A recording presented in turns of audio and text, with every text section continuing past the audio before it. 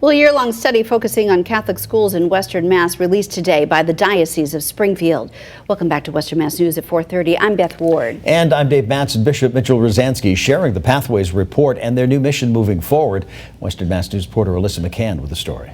In early 2018, with low enrollments plaguing Catholic schools in Western Mass and across the country, Bishop Mitchell Rosansky of the Springfield Diocese went into save mode. In what ways can we be better in ministering to our students, our parents, and our wider community? So an intensive research project began called the Pathways Study. A Pathways research team that went out and visited every school, and they did surveys of the families, they did school visits, they interviewed with the principals, talked with some teachers, and talked with other stakeholders. They provided their findings from the health of our current school system. From there, the Pathways team took the research and looked into national trends in demographic studies to understand the region in order to preserve and strengthen Catholic education. The diocese found that one of their main issues is they see a decline in enrollment, and that's because parents are afraid they can't afford their child's Catholic education.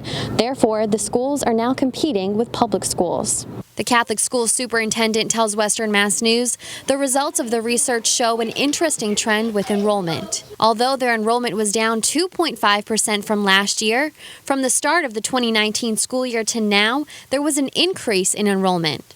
And currently they have just over 2,000 students enrolled in Catholic schools across Western Mass. We have to get into the numbers and figure out what's going on, how we're running the schools, how we can increase our salaries, how we can provide more access. The initial findings from the study show the diocese that right now they need to hire appropriate personnel, allocate existing funds, meet with key stakeholders, and identify with families who desire a Catholic education. The Pathways report, I think, gives us that direction we need to further hone the good things that are happening in our Catholic schools and to provide for our students the best that we can. In Springfield, Alyssa McCann, Western Mass News.